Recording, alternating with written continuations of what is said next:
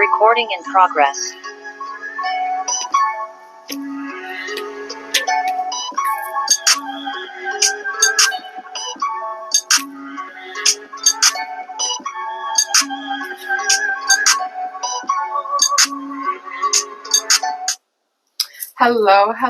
Hello, and welcome back to the Lust Pass podcast show, the show that is rated R for real and not PG for playing games. I am one of your hosts, the Boss Lady. And I'm the D.O.C. All right, join us for our weekly conversations about culture, about life, about everything. Get to know us, get to love us. This episode today is sponsored by Cigar Junkies and also CJS Educational Services. Please go out to cigarjunkies.com and get your merch.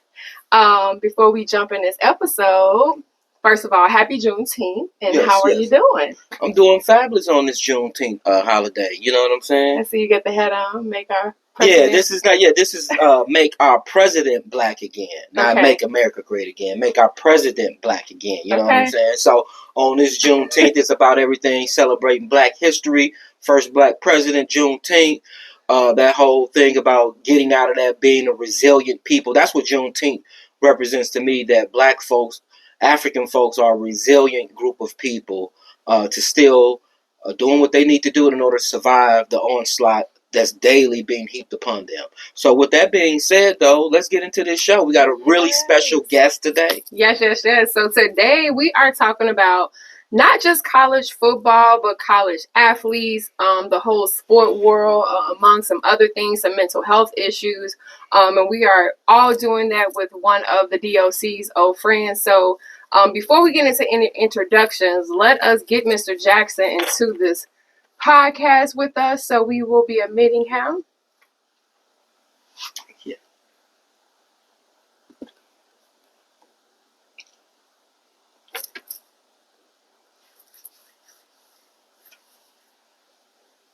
I am really excited about this episode. So we got Coach Bobby Jackson. I know him as Bo when we went to school back in the 90s, back at Northwestern. He was one of the running backs on the football team during that day, during the 90s. And so now he's still involved with athletics, doing it from a coaching standpoint. And so we got him on the horn. All right, we got Coach Bobby Jackson here on the horn. Welcome to the show. Welcome to the Lust Podcast. Yes. We were doing a brief intro. I was just letting them know that you and I went to school back in the day, back in Northwestern, our alma mater, and you were the one of the running backs, started running back on the team, and now you segue that 20 plus years later to being an elite performance coach and exactly what that means. So can you tell us a little bit of background about yourself, and then also what are you currently doing right now? Well, of course, I had the honor of being a classmate to the wonderful Jimmy. You know what I'm saying? He really set the tone for the campus. Just want to let y'all know he kind of brought some spice to the Northwestern community, which we really needed. Really needed to step our game up. But yeah, I was a running back, back in Northwestern, and in that process of really growing to a young man, a lot of stuff I didn't have, there to really make me reach my full potential. I left a lot of dreams and a lot of accomplishments on the table because a lot of stuff I didn't know, And so I kind of segued. That was one of my passions when I got out, is that I did not want, young, great athletes to go through what I went through, and be better prepared mentally, emotionally, and spiritually, because we don't talk about that part. We just want guys to come in and fit the mold, physically. But we got to understand, these are still kids. They're 18 and 22 years old, and these are affordable years for them to grow and mature. So it was an opportunity of passion for me to make sure I kind of reach out and kind of help mold and shape, this next generation of kids so they can be prepared, especially what they're entering into now with this new transfer portal and NIL world and new landscape of athletics, where we understand that when we talked about it, long time ago, that we knew that money ruled the roost, but now it's in full display. You can't hide it anymore. So, where are families and young athletes, young aspiring athletes actually fit into what's going on? So, that's one of my passion projects right now. I've got a lot of stuff on the table. That's one of the things I'm working on right now. Yeah, well, I definitely want to get into that when we talk about NIL deals and things like that, especially back in your day, what that would have looked like during your day when you played football, especially being part of the resurgence at Northwestern. Could you have capitalized off those NIL deals and things like that, or what have you? Well, it's so funny because a lot of my former players, they come back and tell me, it was like, Bo, if you would have came out in this NIL deal, you would have been filthy rich. Because, I was when I came out, I was considered a 5-star athlete coming there to Northwestern, and one of the biggest recruits, if not the biggest that they ever had got, at the time. So, I came out the year where me and Jerome Bettis was 1-2 in our position. So that lets you know how close we were. So, it really have changed the game. I tell you what, it really would have taken a lot of stress off of me because of the mental health issues I was going through, right? Dealing with stuff at home. So it'll answer a lot of those issues. And probably kept me a little bit more on track and a little bit more focused. So it's a two-way street. You know what I'm saying? When it comes to the opportunities that athletes have with getting these NIL deals, but you have to be mature and ready. You really have to understand what this means, because this is not a lottery ticket. You know what I'm saying? Mm-hmm. This is not a lottery. This is grown man's business right now, and a lot of families and kids do not understand that. All right. Yeah, appreciate that. Well, I wanted to kind of ask you something before we got into your personal story, because you have one of the things that I just heard you say is you talked about youth. And so two of the questions I had are about two young athletes. And one of the question is, what are your thoughts about LeBron's son joining the NBA? Like when you talk about youth and things of that nature, do you think he's ready? Do you think he really can play? Do you think he's deserving of these deals and things that are coming his way? Well, of course, I don't want to be too biased because I'm a huge LeBron fan. But when it comes to nepotism, we see that in different colors when we come into athletics and opportunities. So I don't really see anything wrong with it. Yeah. Because we've over time we have masked that in different things when it comes to people of color getting the opportunity to play certain positions they never allowed to play. So just because that white quarterback wasn't the coach's son, he was white. You know what I'm saying? So like I said, nepotism happens in different type of forms, right? You see what I'm saying? No doubt. So if for him to get that opportunity, which I think he's extremely prepared, because you have a father that is considered one of the greatest basketball minds that's ever, has ever played the game. He has the trainers. I mean, he has all the tools to get in there and to be able to contribute. Now, will he become a star? Because that's the expectation. Everybody wants to know if is he going to be the next LeBron. But you got to understand, when we watched the Boston Celtics win the championship yesterday, people, even Denver the year before, they didn't really say it was about the two stars. They would say it was about the team. So you might have two stars on the team, but you have other 10 role players, right, that win your championships. So he might be that fantastic role player that knows the game, that understands how to play his role, and understands how to develop. So if I put him up against a lot of kids that's having the opportunity to come in and play, you have to argue that his mind is already so far developed and superior just from who he grew up with. You know what I'm saying? To be able to adapt to the game and translate. Yeah, I hear you with that, and I agree with that. I definitely agree and support agree with you on the nepotism piece. But my thing is, I think that he's taking an opportunity from a kid that's already put up the legitimate work. He didn't even start on his own team at USC. And his numbers, if you just look at the numbers from a quantitative standpoint, it doesn't warrant an opportunity to even get invited to the draft combine. That's what I'm thinking. And so the nepotism is what puts him in front of everybody, which I'm completely cool with. But I think that's an even different type of burden on the young man or whatever. But yeah, I appreciate that. Yeah. I mean, of course, if it wasn't him, we would all be screaming, especially me, like, oh man, where's the fairness and all of that, But then you look at if you look at the game of people actually playing, because this is what I hear from coaches, from professional coaches. Even if they are putting up numbers in college, you hardly ever see those guys really translate that into the league. That's true. Because they really know how to play basketball. That's why you see the NCAA men's game is actually below ratings when it comes to the women's game, because the women's know fundamentals. Yeah. What I've always said that if you want to learn basketball, the women playing real basketball. Say it again. So the men come in and they don't even know how to run an offense. They don't know nothing but ISO ball. Come on. So a coach is looking at that. It's like, yeah, I might get a couple of ISO players and put up some numbers, but I gotta build a team. Yep. Right. So if I'm looking at a Bronny, I'm looking at a guy that's open, willing, and understands the importance of saying, look, I don't have to be the star to be able to contribute and be great. Yeah. And that is hard for young guys who grew up in the AA system, especially if they were stars, to be able to take that back role. They don't know how. Yep. They don't know how. You're right. And you definitely. So that's Bronny's advantage, that he's able to adapt. Yeah. He has a high. I would definitely say he has a high basketball IQ. Very coachable. And so you're thinking about, if you got a high basketball IQ and you playing on USC, where a lot of where they're not really playing real basketball, how difficult is it for you to be able to step out and shine? Mm-hmm.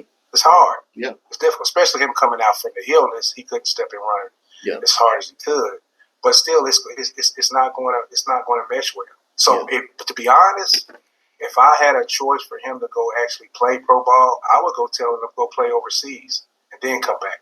I would agree with that. I definitely agree with that. They play better basketball over there. Yeah, I definitely would agree with that. And then come back over here and improve his shot. So if I was to say what is the best route for him, I would pick that route first. Yep, I would agree with that. All right, cool. Now, for the record, did I hear both of y'all say that women play better basketball than men? The game, fundamentally. I've always said that. You know that about me. I've always said as a coach, if you want to learn the fundamentals of basketball. Why don't because we had this discussion the other day about this. How come the WNBA don't get more views? How come they don't get more viewership if they play the game better and things of that nature? We always had this conversation. I think part of it is the way that it's marketed. And we always say that the other piece is that is part of the NBA structure, which means that people don't realize this. A lot of these folks don't have their own arenas. So they're sharing arena space. True. And so from a timing, like for example, the Chicago Sky, they got like 5 games that are 11 a.m. during the week. Yeah. Who's going to watch that, let alone physically attend that? So that's a losing proposition. The other thing I think too, I truly believe is that I think that women have to get behind the game too as well and support. But they don't market to women. Right. They don't market the NBA. That's what we were saying. They need to put it on women. They don't put it on Lifetime. They don't put it on network. All the channels that women watch. I think everyone knows the probably top 10 channels that women watch. You can get that from data. And so why not market the NWA, the WNBA games on those channels and things of that nature? I say that if you get women behind the WNBA, then the men are going to follow. Men are naturally going to follow the women and what they like. So I think you can get more views that way, but they don't market to us women. And then there's another piece no one really wants to talk about, and we're not, this is not the platform right now to talk about it, but it's people's lifestyle choices. And it's hard to market that to middle America is what I'm getting at. And so if you have a league that's perception, I don't think it is, that may leans towards a certain sexuality or something like that, that's hard to market for certain, especially the middle America. And that's another piece too that people don't really want to talk about or what have you. And so how do you market that? And a lot of folks are very uncomfortable with doing that. And you saw the backlash that companies like Budweiser, when they tried to do that a year ago, and they got huge backlash from that to the point where they had to pull the whole ad campaign and everything. And so that's stuff that people don't really want to talk about, but it's real when you're talking about marketing and things like that or what have you. So. And one of the things too is the psychological point that most people don't talk about, which really could help the marketing, is we can describe it as that old school mindset, as if people don't want to let go of Jordan, right? So we don't want to let go of. He was the best. We don't want to let go of the 80s, 90s era where men actually played basketball. Mm-hmm. So we really still think that superiority, men's basketball is still superiority from where we think about men play the game in a package, right? Yeah. So the marketing switch is women play real basketball. The real game is played here. Yeah. So if you really jump on that marketing too, like the real game is played here, that kind of shifts the mindset. I like that. Like we're making it change. Copyright that, Coach Bobby. I like that. Copyright that. You know what I'm saying? Yes. We making a shift, right? So people start looking at it different, because right now we still looking at them as if it was back in like when they first started the WNBA, when it was like, man, they were just throwing stuff together, right? And they actually think about this. And some people real consider women's basketball when they play the half court game. You remember when only the defense played one half? Yeah. You get what I'm saying? So we haven't evolved in our thinking of how the game has evolved. So like I said, that marketing pitch of, like I said, the real game is played here. That would start. I think a snowball effect.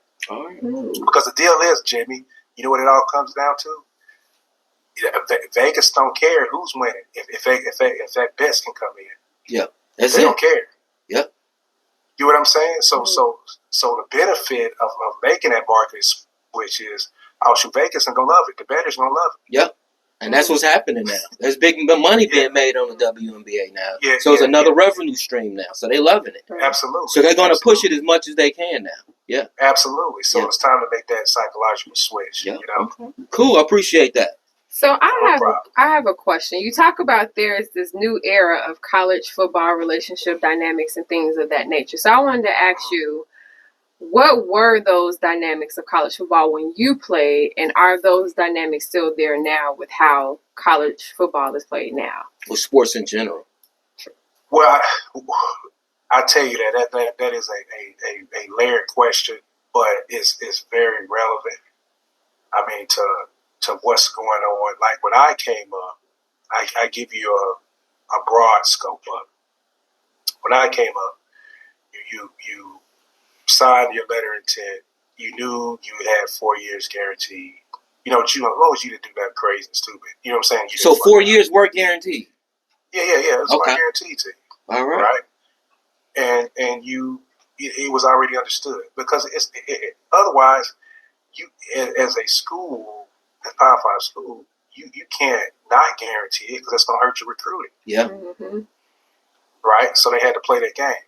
So you knew you was going to go, so you knew you was going to develop. And then the coaches were like, okay, this guy come in, we're going to redshirt him, or he needs some time to develop on the field physically. He needs time to kind of mature into a leader, so he'll be ready by the time his junior year. You was given that time to grow and find yourself. Yeah, so those were where you got redshirt years and things like that, right? Yeah, redshirt, yeah. Okay. You had a time to find yourself and grow, right, and mature. And actually get out into the school, and just like we venture out to the Black House, like we did, meet some regular students, get into some different clubs, kind of become a well-rounded student athlete, right? You had that opportunity to do that, and now it's different, because once you sign that letter of intent, it's become year to year because of the transfer portal. See, before they didn't have the transfer portal, so if I wanted to get rid of you, even if I brought somebody in, that person had to set a year. Yeah. So it wasn't. So how does the transfer portal work now? It's automatic playing. Automatic. So there's no more sitting out for a year. Automatic playing. Sitting out. It's automatic. Wow. So that's how Dion was able. They say he manipulated the system, was able to get all those. So is that good or bad? So is that? What do you think? Is that good or bad? I think it's good. But from which standpoint? It's great. It's great for business. Okay. Right? It's great for business, but it puts a lot of pressure. It puts a lot of smoke on the coaches to be able to perform well. See, now, because coaches used to be given 3 to 4 years for their evaluation if they was going to keep you. You're right. Now it's 1 to 2 years. And if you're an assistant coach, it's only 1. Wow. This is real. This is no. What I'm saying. Because they're giving you access, just like the NFL, to be able to retool your roster to be able to produce and put a great product out on the field. So there's no excuses for me to go say, hey, AD, I got a great recruiting class. That recruiting class is going to take a couple of years to develop. Give me some time. They like, no, So time is now. So I got a question. We have actually a nephew in our family. I'm not gonna say what school he's going to, but he's going D1, P5, big. I think they're in the ACC, and he was top player in Tennessee, top basketball player, I think in 4A, and so he's gonna be a point guard. What would you tell him, especially with the NIL, how to mentally prepare for that? Like, how does he get with the money, the girls, all this other? How does a kid prepare for that at 18 years old and their parents never been to college? The number one thing is, and this is one thing a quote that LeBron James says about him and his team. It resonates with me hard. He lets Maverick and what's his other guy, Rich Paul, do what they do. Right? They let them do what they do. He says that, but I make the main thing the main thing. Right? So what's happening is, since parents and families and handlers know that this money is out there, they're making that thing the main thing for that athlete. But they're not going on campus. I never thought about it like that. They're not going on campus, right? They're not doing the workouts. They're not doing the homework. They're not going through the psychological pressure that's going on. They don't understand that because this NIL and transfer portal deal is going on, I'm not entering school now as a student athlete. That people don't look at me like I'm a kid. They look at me now like I'm a grown man. Yeah. Why? Because I make more money than most people at the athletic department, and sometimes I make more money than my assistant coach. You get what I'm saying? Yeah. So I'm an 18-year-old guy. All of a sudden, now I'm a grown man. Yeah. So there's a difference between a grown man at 18, how he handles pressure, than a grown free agent at 22 going into the pros. And so that's what athletes have become. They become free agents. Right, so you got that middle shift there. So how do they prepare? One thing, like I said, you got to make the main thing the main thing. It's all about how can I be the best basketball player I can be for this team and organization. I can't be thinking what school is going to help me get to the NBA. No. Because what the deal is, if I don't come in and give my best, just like if you got an employee, if they don't come give you your best, what are you going to put on their resume? What are you going to put on as their reference? What do they call it? Do not hire. So what do you think that even if you come in like, well, this school ain't going to get me to the NBA, and you ain't putting out and doing what you're supposed to, what do you think they going to tell the other coach? Same thing. He ain't worth it. Yep. So now this kid got to go back into the portal. Players know this though, but I would love to know: do players know? Do players understand? So as part of your coaching, yes. So how do you teach? How do you teach these young athletes that when you know that coaches are not teaching this? Well, the coaches are not teaching because they got the pressure too now. Because high schools, a lot of state high schools have open transfer now. What? Like my other home state. Hold on, are you serious? Yeah. This is the Wild Wild West. What I have to set out. Are you serious? Wow. Yes. I did not know it was like that at the high school level, too. At the high school level, yeah. So the high school level was getting NIL and open transfer.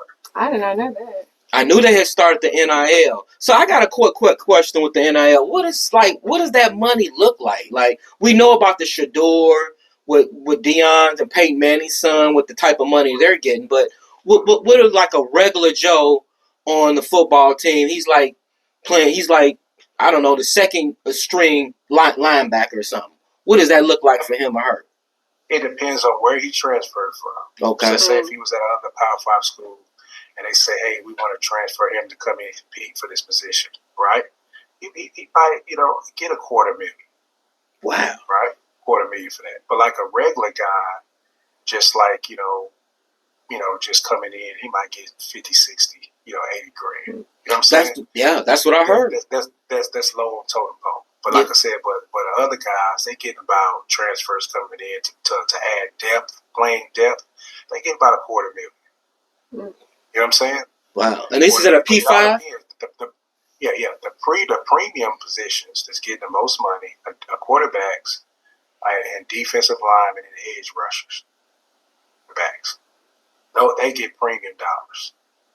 Right? You know what I'm saying? Because it's hard to get them, right? It's difficult. You know what I'm saying? To get them, and they get the 500s. Okay. Right. So the deal is, so you got an assistant coach making 250, 300, and you making 500, and you don't want to put out no effort. You don't want to, you struggling in the meeting rooms, right? You're not beating the expectation of that position coach. What do you think he's going to do?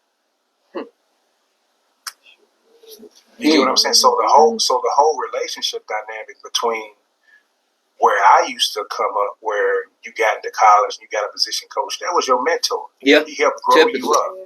Father figure, right? all of the above. But the assistant coach now is like, no, I ain't got time to do that, because if you don't produce, I'm fired. Yeah. So the whole relationship is transactional, not transformational. It's transaction. It's right. Yeah. And the kids don't understand that. So you got a kids that's been in one community all their life and never been nowhere. Just the fear and mental stress of that, of actually going to a PWI. Yeah. We're talking about people from our community. Yeah. Mm-hmm. So you know what that adjustment is. Exactly. Like. You know what I'm saying? Oh, yeah. Right. So what are some of the, when you're working with these kids, are they at the college level, high school level? Tell us a little bit about that and the coaching piece that you got. High school and college. But I tell you the most difficult part about this deal, and I'm telling you one of the reasons why I'm kind of, I hate to say it, but I've been doing it for 30 years and I'm kind of transitioning out of it because I'm older now, and I'm ready to do something different with my life. You know what I'm saying? And that's something I talk about, my other thing I'm getting on later. But life after 50 it's different. No doubt. You ain't got time for BS. We need to bring you back on the show, because y'all definitely can have that's the next life after 50. Told the D.O.C. I just told him, like, I have low tolerance for the BS. You are transformed. I told him this. I literally said, please don't become like that grumpy old man who just hate everything. Like, bah, hum, bah, bah. I like, please. I said, I want my fun D.O.C. back. Like, I need the fun man around me. You can't be grumpy, but I noticed when y'all turn close to 50, y'all tolerance is very low with the BS.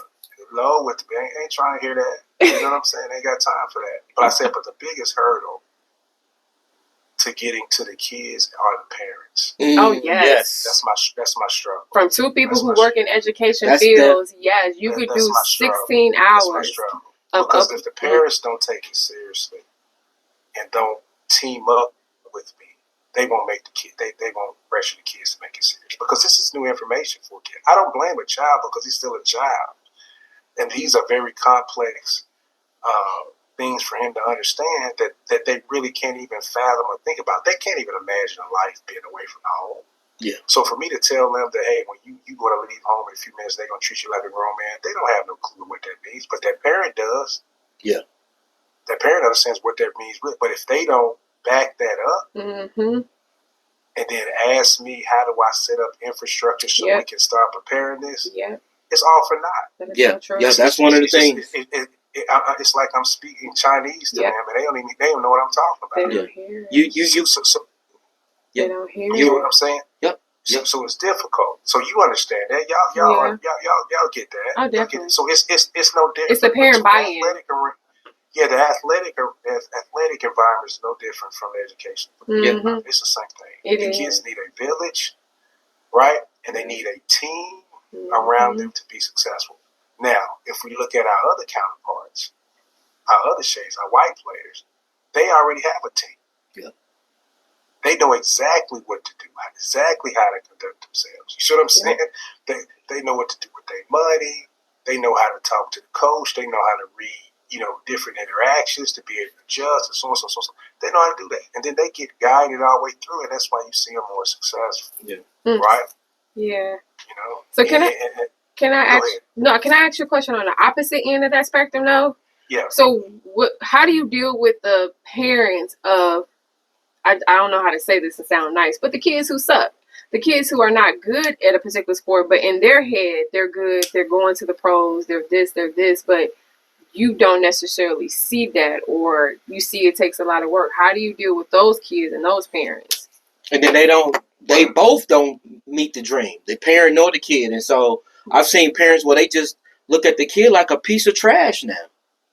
Yeah, you would be surprised that that more parents need the help than the kid. Say it again. Yes, sir.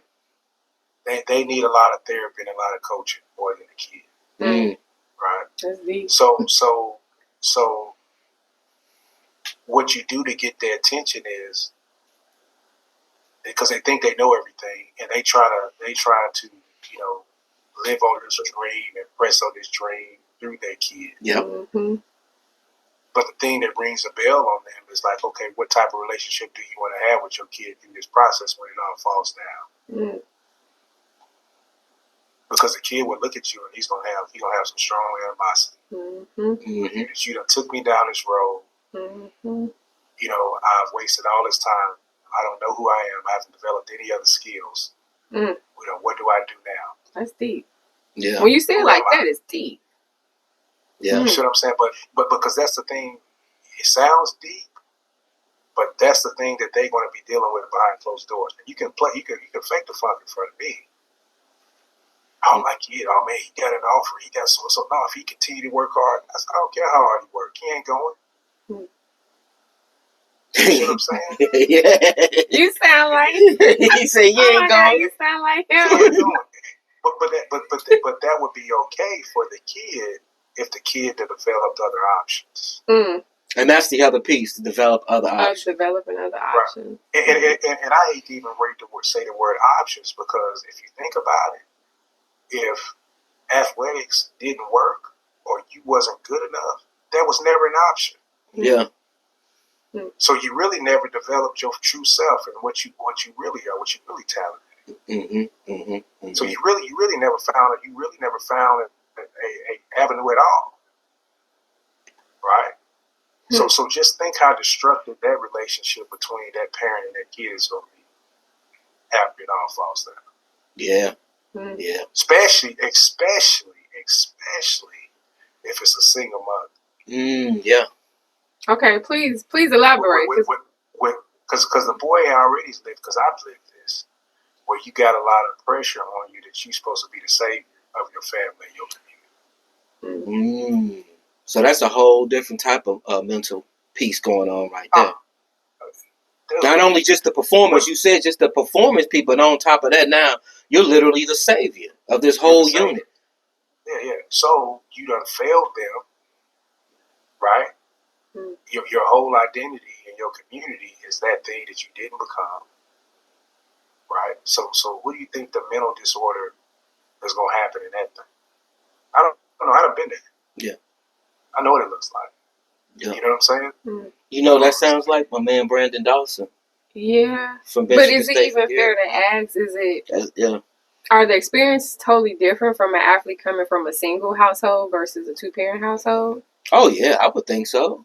Oh, it's a huge difference. Huge, especially coming from a first-generation family. Even if the single mother had brothers and uncles that stepped in and was supportive and things of that nature, it's still, in y'all view, is it still different? You know, one thing I've seen coaches say this when they were recruiting, that they always, especially they were recruiting certain kids from certain neighborhoods, that the kids that had that male presence, that's the kid that they latched on first. That's the kid that they wanted part of their program.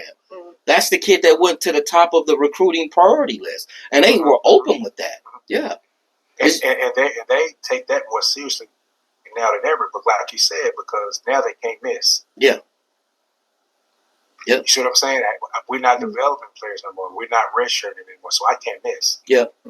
So you have a lot of coaches open and said, dude, if I'm looking at this family structure and it's not what I feel like is conducive to him progressing, I turn away. I don't care how nice the kid is or how nice the mom is. Yep. Because I understand that the pressure is going to hit him. And this is why I love Dion. People be hating on Dion. I was going to ask you about Dion. we had that on one of my questions. I do. I love it. I love it. You know what I'm saying? And one of my good friends that, he's kind of old school in his ways. I'm like, look, man, this dude is telling you everything that's going on. He's rolling over every rock and showing you everything. And he's showing you how to deal with it. You see what I'm saying? Head on. And he does it respectfully. You can say everything about his program, but what's in his players in trouble. Yeah. Any violations? Nothing. No compliance issues. Did you see anything off the field? Did you see anything off the field? But how many violations did Kirby Smart have in his first half of the year? Come on now. Come on. He has no control over his players. None whatsoever. None. You get what I'm saying? Yes, sir. They done broke records at CU academically. And then we ain't talking about just attendance to the games, but academically they broke records. They have no violations off the field. They got the money and you see it. You see the NIL money. So all that saying, if you get these niggas, excuse my language, you know what I'm saying? Mm-hmm. You give them this money, they going to go out and act like heathens. Well, that's not true because look at. And you have a guy that's went through it so he can show them how to play with money and do it the right way. Right. Yeah. You get what I'm saying? Exactly. Mm-hmm. So he's showing you that's the model to follow. Mm-hmm. Right? Because NIL and this money going to happen anyway. So what do you predict for Deion after a CU? You think he's going? I'm kind of curious about what he does when his boys leave. I don't know if he'll stay. Yeah. Because he loves his family, want to be around his kids so much. You see what I'm saying? Mm-hmm. That's what I think. I mean, I would hope he stays around just because we need him. We desperately need him because this is the thing, and a lot of people try to hate him too. This pisses me off. How many times have you ever seen an African American coach at that highest level get a total autonomy of the program in the community? Never. Not at that level. Even the guy at Notre Dame doesn't have that autonomy. Nobody.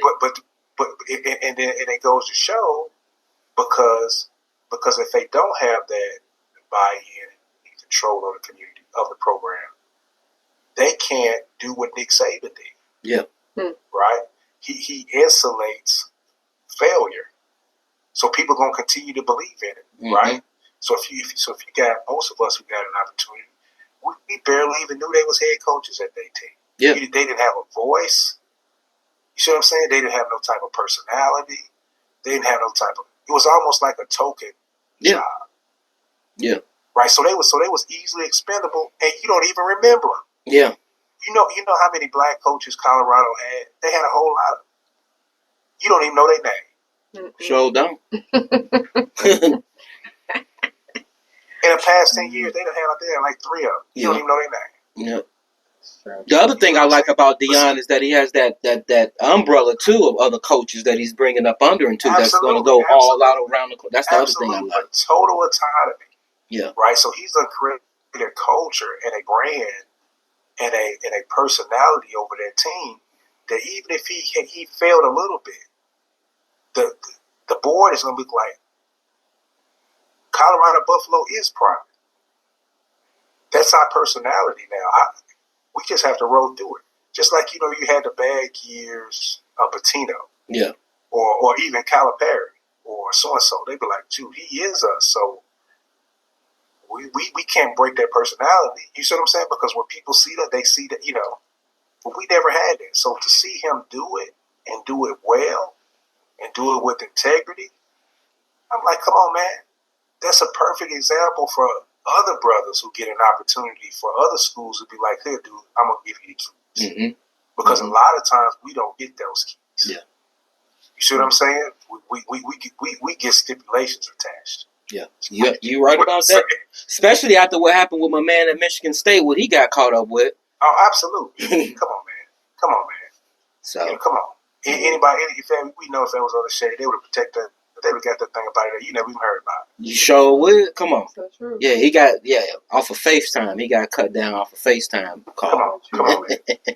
So true. You see what I'm saying? Yeah. Come on. Yeah. So I just have one last real serious question for you, and that is, because I truly believe that mental health is something that people really need to talk about, address, deal with. I want to get into this. Go ahead. I don't think that we talk about it enough, especially in the Black community, especially with Black men, and I think specifically with athletes. I think a lot of times athletes are just told to go out and play, practice, do your work, and that's it. No one addresses all the problems that they bring to the team and things of that nature. So my question for you is how do you think mental health issues, well, do you think they're being addressed properly in collegiate sports? And how do you think these issues should be handled in collegiate sports? The whole thing of mental health. Well, I'm gonna be honest. I take it from even athletics into all arenas. I think the way people handle mental health is a bunch of BS. I'm just gonna be flat out honest. I think it's a scam, especially what they do with the educational system. Right? They select a few and they misdiagnose, and they already have a bias towards them, and they put them down one pipe. Right? Mm-hmm. Athletics, they mental health. I guess, quote unquote, attention. It really has to do with liability, right? I don't want you to cause harm to myself, to others, and on my watch. Yeah. Yep. That's it. Yeah, they just have it there for compliance purposes. That's it. It's for compliance purposes. Yeah. Why? But see, my deal is, and this has been my biggest pushback, and I've grown tired, is that you're not doing anything to prevent the mental health crisis from coming. Mm-hmm. You react. But you don't prevent. Yeah, not proactive. Right? Yep. You're not proactive in those things, right? And that's the biggest my thing is character development. If you watch the character of players, we judge them in a way. If they got bad character, they're bad people. Yeah. But we never connect questionable character to mental health issues. Mm-hmm. Yeah. You get what I'm saying? Yeah. Oh yeah. So we already making an assumption in our mind that they're bad people. Yeah. Yeah. But we looking at our ex-president like he ain't a bad person at all. What the heck is going on? Yeah. And we see so there's a bias, right, towards who can be mentally healthy and strong and who can't. Yeah. And so for me, it's all about not only developing the player athletically, but developing as a whole. And I've learned from an education standpoint, if you trying to get a kid to focus on academics and athletics, but they have all this other stuff going on in the background, housing displacement, food insecurity issues, substance abuse. I call them the minefields of life. I can't focus. I mean, basketball is just an escape, but after 2-3 hours, I got to go back to this dysfunctional environment. And so how are you going to help me navigate that on a day-to-day basis? Exactly. And I spend more hours in that space than I do on this practice field to practice with you. And you see it. Yeah. You see it in the kids. You see, I have kids No, go ahead. Yeah, go ahead. No, I was just going to say, I see a perfect example of that when you're around kids for 7-8 hours and they're fine with you. But the minute that they leave and have to go home to that destruction, they're like a whole different person again. And you have to go back the next day and rewire all of that from that whole overnight of being at home in that dysfunction. Yeah. And how often are you successful in that rewiring? It's 50-50. Yeah. Hey, put it this way, it's 50-50 if it's Friday.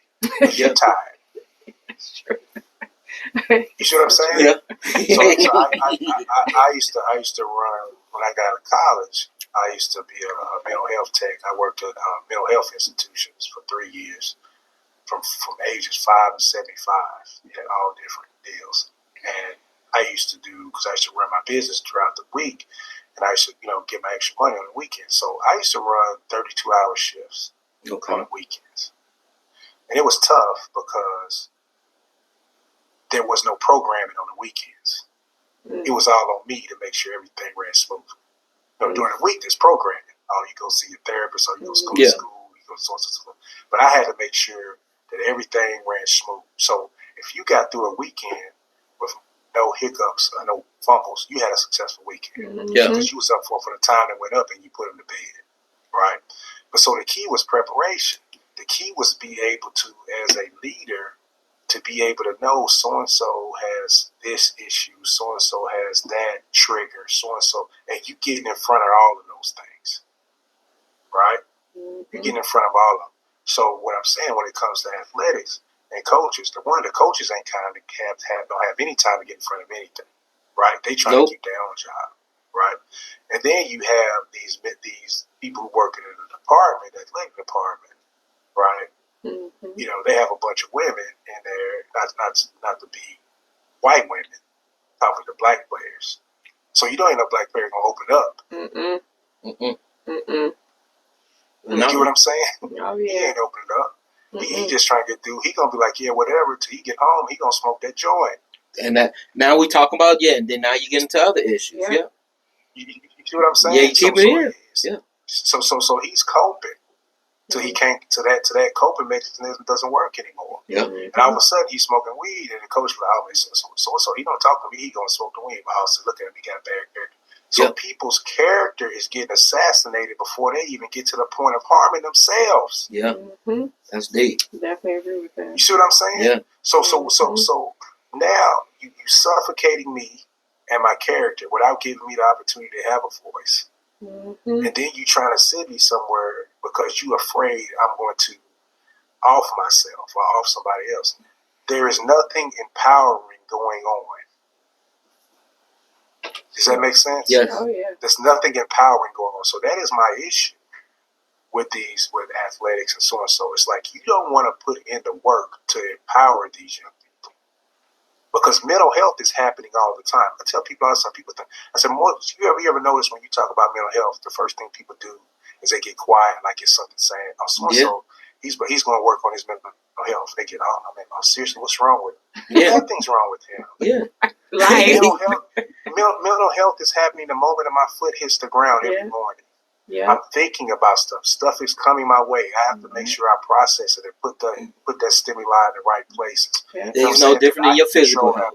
It's no different than your physical health. Yeah. But we have the reason why we separated like that because big pharma is making a lot of money off of it. So it's more important for them to attach mental health to sickness. Yep. So you get the money instead of mental health to mental empowerment. That's key. That's a great point. I like that. I like that. You know what I'm saying? I like that. So like you said, Jimmy, I'm 50 and I'm sick of it. Yeah. So I ain't holding my tongue on. No doubt. So when they call me, I tell them, y'all ain't doing nothing. Y'all ain't just wasting time. Yeah. Before I try to be all, I can't say it that way. You know what I'm saying? No, y'all ain't doing crap. You wasting people's time. No doubt. We don't want you up here, sir. So you're gonna still be doing the wrong stuff anyway. It don't matter. All right. I'm right. You'll find out 5-10 years from now. Coach Jackson was right. Yeah, whatever. because it's sickening because you're seeing so many kids and so many families are getting devastated. Yeah. You know what I'm saying? Because they're not getting taken care of. They're just getting a runaround. Yeah. And we need more people like you out here, especially in this era with the NIL. I'm trying to hang in. Yeah. But it's weighing thin. No doubt. I got a wife that I love dearly. And I got kids that's about to graduate, and I love developing them into their talents and gifts. And it ain't got nothing to do with that. No doubt. So they going to pull my energy away from this fight, fast, quick, and hurry. No doubt. You know what I'm saying? No doubt. So, So really quick before you go, we do want you to participate in our last segment of our show. It's called Fair or Foul. And so what I do is I just give you a topic.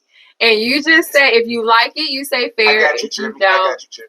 Okay. So first thing, do you think that there should be a union for college players? Oh.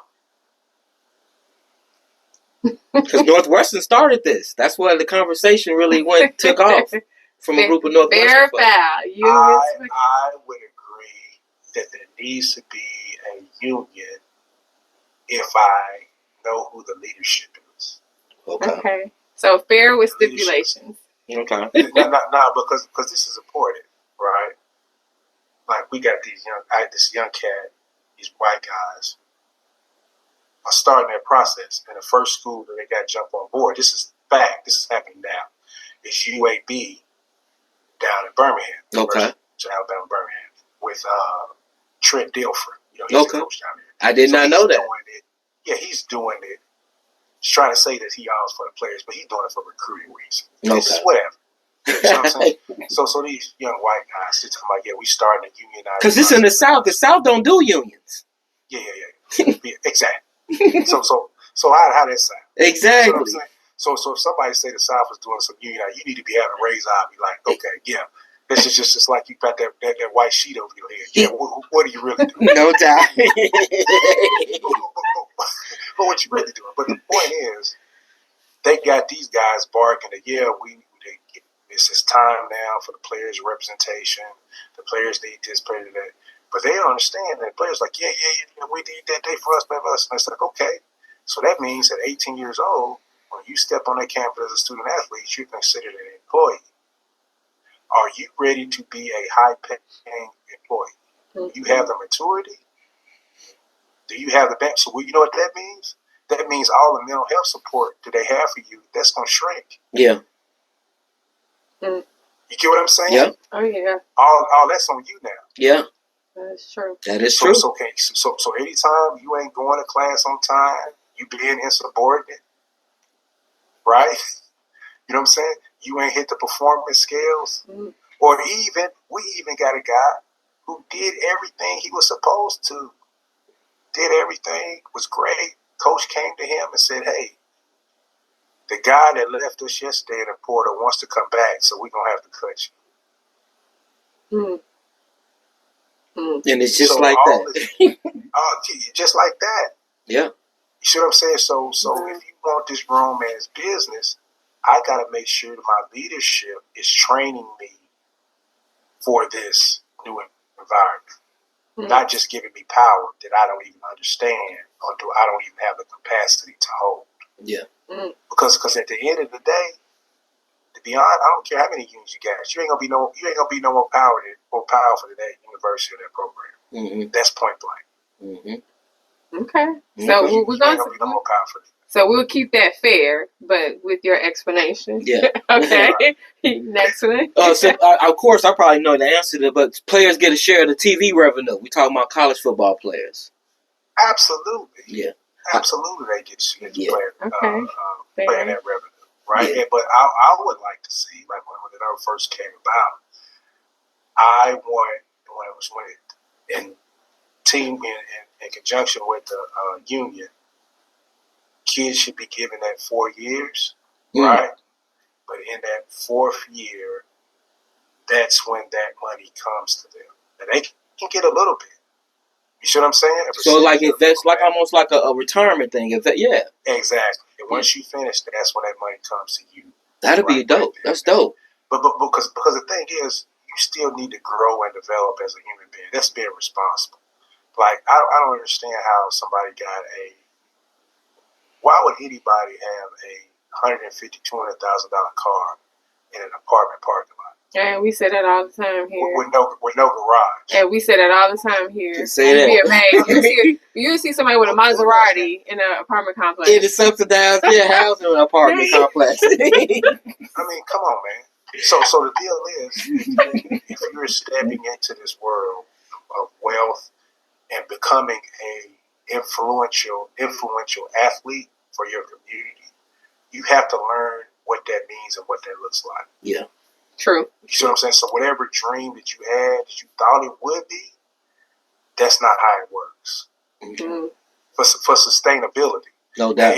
It might be good for momentary likes and clicks, but for sustainability, that's not how this goes. No doubt. You get what I'm saying? Yep. Oh, yeah. So you need that type of leadership, man, that kind of helps you through that. But yeah, you need that money. Yeah. Absolutely. Last question.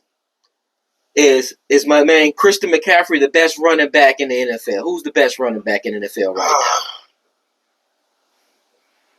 now? That's hard, man. That's hard. My man is Derrick Henry. That's who I like. I like Derrick Henry. Derrick Henry is truly the best. He would have had better yards, but he had a better line and a better quarterback situation. Because Christian McCaffrey wasn't putting that up in Carolina. So Christian McCaffrey has the benefit of a better team and a better offensive coordinator scheming up the group. Okay. That's benefit. But I like Derrick Henry. I think Saquon Barkley is going to do a lot of Philly. Okay, you think so? I'm a Cowboys fan, so I don't know about that. Because he's going to be in a better situation. You know what I'm saying? Yeah. At Philly, I like the running back at Atlanta. It's going to be really, really good. Bijan Robinson is going to be really good. Yeah. Okay. But you can't take the fact of the production of McCaffrey. Yeah. And what he's done this year. But it's all about situation. Yeah. It's all about what situation you fall into. Yeah. Okay. Well, that was it for today. Yeah, man. This has been a great episode. How can folks reach you? How can folks reach you? What is your social media handle, Twitter, internet?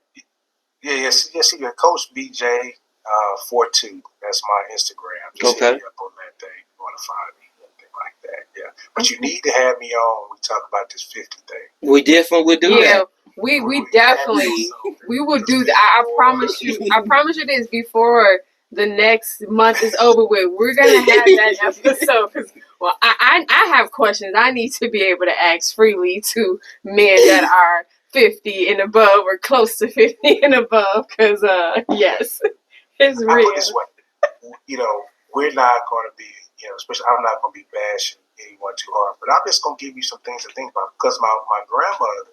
She the one hit me too, but because I was 48 at the time, she says, okay, Bobby, she said, when you turn 50, everything changes. She said, everything goes fast, everything moves quickly. And she said, it's just everything just, I was like, yeah, whatever. I'm still on the grind. I'm still got these big dreams and big comps. When I turn 50, I swear to God, it's just like the I don't give a F thing just dropped on my shoulders. Told you. What I tell you? It's already on his shoulders. You see what I'm saying? It just dropped on my shoulders like, dude, I just want to do stuff that matter. I want people to be around me that feed into me. Because I give them so much, they got to be feeding. You see what I'm saying? Preach, man. Preach. Preach. We got to say that for the next episode. Preach. Yeah, I'm about to say that because I'm going to go in on it. Preach. Oh my God. Man, I appreciate you, bro. I appreciate you, bro. This was such a delight, Coach Jackson. This is great. I do appreciate Coach Bobby Jackson. Thank you, man. I appreciate you. It's an honor having you and your wife on, boy. Y'all are a blessing to me today. Y'all have a great one. All right, thank you, man. Thank you. Peace and love out there, and we'll be in contact soon, my man. Thank you. Have a great rest of your day. Have a good one. Happy Juneteenth. Happy Juneteenth. Thank you. Bye-bye. Bye-bye.